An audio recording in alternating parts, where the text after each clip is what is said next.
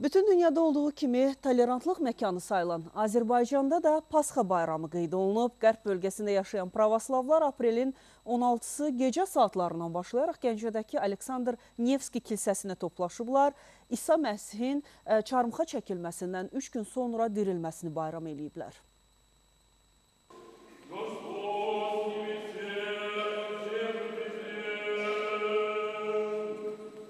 Gəncədəki Aleksandr Nevski kilsəsində hər il olduğu kimi bu ildə pravoslavların duaları yüksəlib, gecə saatlarından başlayan dini ayinlər günüz də davam edib.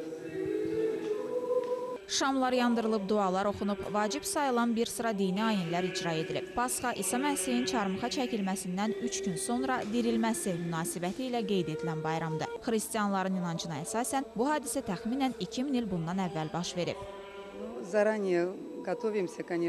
Biz Pasxaya xüsusi olaraq hazırlaşırıq. Bayramdan əvvəl 40 gün oruç tutulur. Pasxaya bir həftə qalmış sonuncu bazar və ya şənbə günü də xüsusi olaraq qeyd edilir. Pasxa günü isə hər kəs rəngli paltarlar geyinib sevinir, bayram edir. Xilas olunduğumuza sevinirik. Çünki İsa Məsih həqiqətən də, belə demək mümkünsə, bütün günahlarımızı öz üzərinə götürdü. Dini ayinlərin icrası başa çatdıqdan sonra pravoslavlar Gəncə şəhər icra hakimiyyəti tərəfindən təşkil olunan bayram süfrəsi ətrafında bir araya gəliblər. Bayram süfrəsinə xüsusi hazırlanan təamların düzülməsi də Pasxanın əsas özəlliklərindən biridir. Süfrəyə qoyulan xüsusi təamlardan biri kəsmikli pasxadır.